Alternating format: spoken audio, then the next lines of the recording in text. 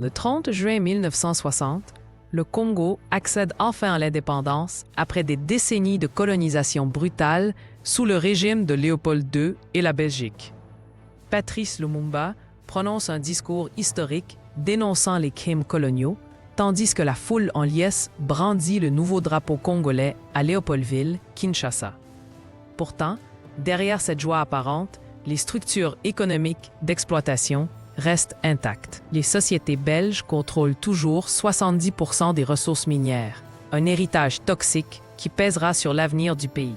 Malgré l'indépendance, l'Union minière du Haut-Katanga, UMHK, société belge, conserve le contrôle des riches mines de cuivre du Katanga.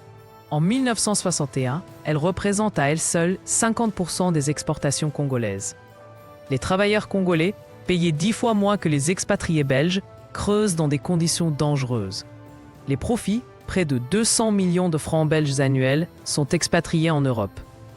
Cette dépendance économique deviendra une arme politique durant la crise du Katanga. En 1961, des documents secrets révèlent que la Belgique finance des mercenaires et des séparatistes katangais pour protéger ses intérêts miniers. Le Premier ministre Lumumba est assassiné avec la complicité belge.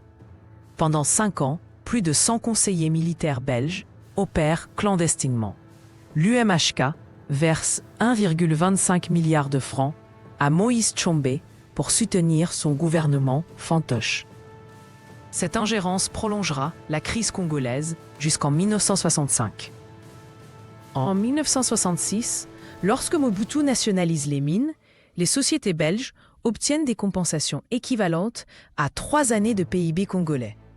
Aujourd'hui, 60% du cobalt congolais, essentiel pour les smartphones et voitures électriques, est toujours contrôlé par des firmes étrangères, dont la belge Umicore.